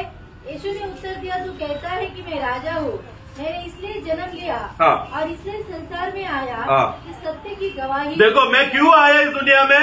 सत्य का मतलब जो याथार्थ्य है उस बात का गवाही देने में आया हूँ। आणि मी माझा जन्म या जगामध्ये याच्याकरता झाला की जी वास्तविकता, जो खरेपणा आहे त्याची मी साक्ष द्यावी। आगे बढ़ना। जो कोई सत्य का है वह मेरा शब्द सुनता है। यही सेम भाग मराठी में पढ़ना, जो कोई भी सत्य का है वो। मी यासाठी जन्मलो आहे व यासाठी जगात आलो आहे की मी सत्याविषयी साक्ष द्यावी। जो कोणी सत्याचा आहे जो कोई सत्याचा। इंग्लिश में जब पढ़ते समय में हु इज ऑफ द ट्रूथ मतलब क्या? जो कोई भी इस सत्य से जन्म लेकर आया है वही लोग मेरा वचन सुनेंगे। आणि जे कोणी या सत्यापासून जन्मलेले आहे तेच हे वचन स्वीकारतील। जो कोई भी ये सत्य से है मतलब क्या? आणि जो कोणी या सत्यापासून आहे याचा अर्थ काय? ऐसा लिखा, जो कोई सत्य से है लिखा ना, और जो कोई भी सत्य से है वो मेरा वचन सुनेगा मतलब क्या? सत्यापासून जो ये सत्य से उसको वो ज्ञान मिलकर उसका नया जन्म हुआ, वही लोग मेरा वचन सुनेंगे। आणि हे वचनाचं खरं काय आहे अर्थ की जो कोणी या सत्यापासून आहे, सत्यापासून म्हणजे काय? जो कोणी या सत्याच्या द्वारे जन्मलेला आहे तो माझा वचनाचा स्वीकार करेल। इसके लिए प्रिय सुसमाचार का उद्देश्य हमें समझना। आणि म्हणूनच प्रियांनो सुवार्तेचा उद्देश आपण थिस्सलुनीका मंडली में जब प्रभु ने उन लोगों को जब वचन मिला, उन लोग ने वो वचन को ये मनुष्य बोल रहा है ऐसा नहीं, लेकिन परमेश्वर का सत्य वचन है बोलकर वो पढ़ेंगे हम लोग। पहला थिस्सलुनी 2:13।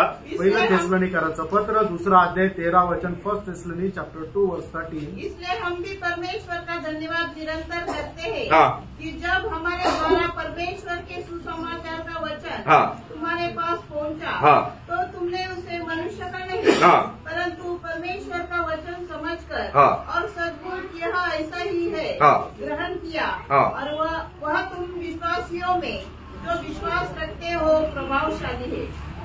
वो सचमुच करके आया ना, वास्तविक लिखा है ना।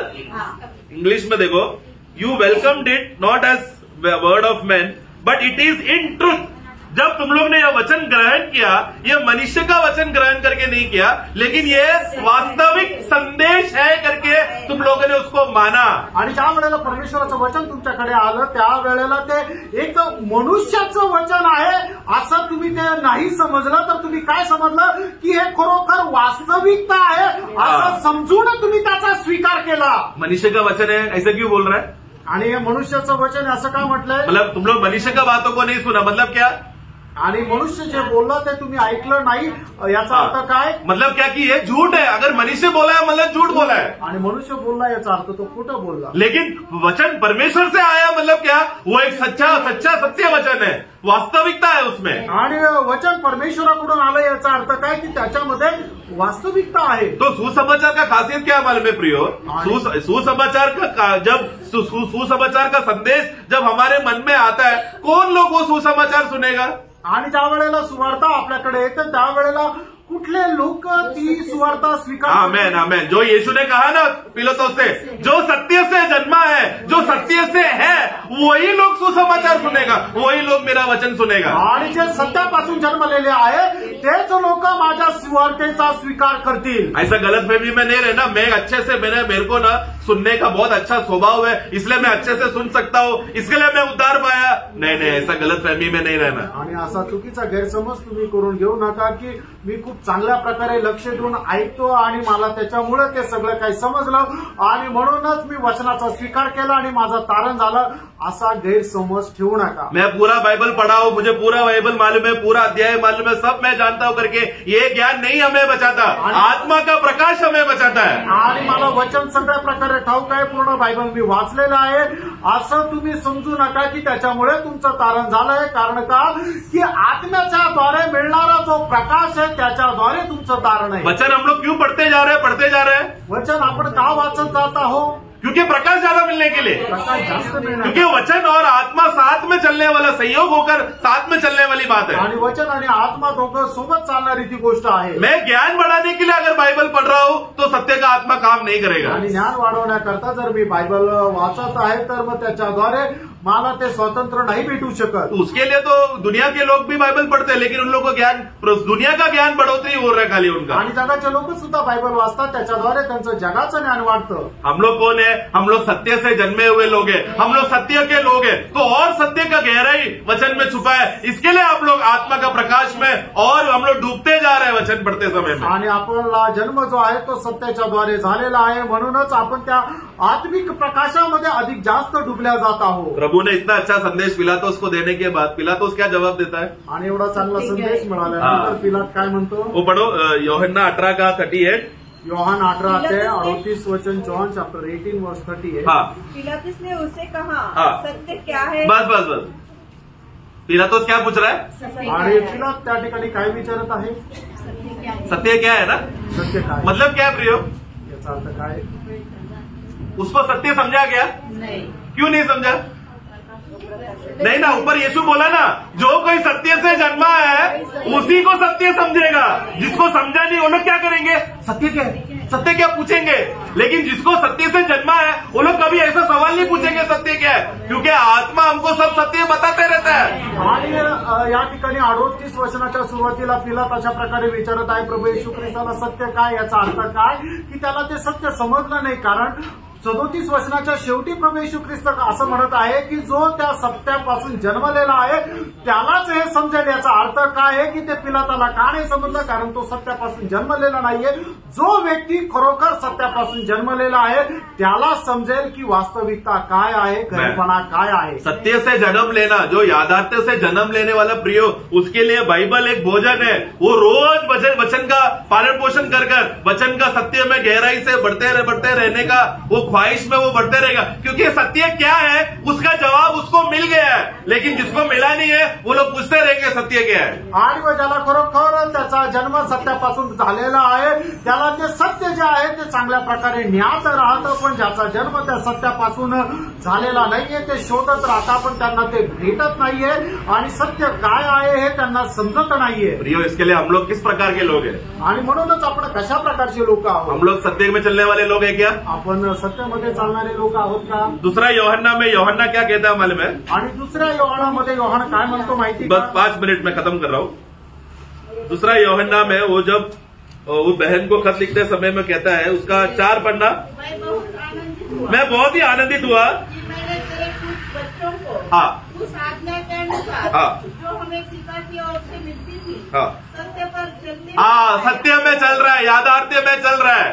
आणि मग ज्या वेळेला मला समजलं की माझे मुलं त्या सत्यावर चालत आहे, मला खूप आनंद झाला. तीसरा यूहन्ना 4, तिसरं योहान त्याचं 4 वचन, हाँ. मुझे इससे बढ़कर और कोई आनंद मुझे इससे बढ़कर और कोई आनंद नहीं कि मैं सुनूं कि मेरे बच्चे सत्य पर चलते. हाँ प्रियो, हम जब एक ऐसा मंडली में आते हैं जहाँ पर सिर्फ सत्य का प्रचार होता है, सिर्फ याथार्थ्य प्रचार होता है, ऐसा मंडली यहाँ मिलने पर बहुत खुशी मिलना चाहिए, क्योंकि ये खुशी की बात है. आणि आपण अशा मंडळीमध्ये जातो की जी मंडळी जी आहे ती वास्तविकतावर चालते, सत्यावर चालते, आणि अशा मंडळीमध्ये गेल्यानंतर आपल्याला आनंद व्हायला पाहिजे. आप लोगों के अंदर यह बात होना चाहिए, मुझे इससे बड़ा खुशी और कुछ नहीं कि मैं एक ऐसा जगह पर एकत्र हूँ. मेरे लिए सबसे खुश और मनोहर बात एक ही है जहाँ पर सत्य का प्रचार हो रहा है. आणि मला आनंददायक गोष्ट हीच आहे की मी अशा प्रकारच्या एका मंडळीमध्ये आहे की ज्या ठिकाणी फक्त सत्य, फक्त खरेपणा आणि फक्त वास्तविकता सांगितली जाते. जहाँ पर सत्य बोला जाएगा, जहाँ पर याथार्थ्य की बातें बताया जाएगा,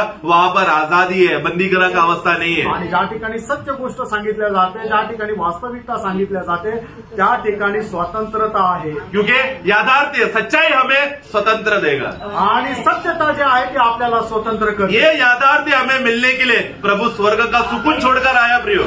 आणि हे वास्तविकता आपल्याला देण्याकरता प्रभु जे आहे ते स्वर्गाचा तो आनंद, शांती सोडून आला. प्रभु को स्वर्ग में कुछ बात की कमी थी क्या? आणि प्रभूला स्वर्गामध्ये कुठल्या गोष्टीची कमतरता होती का?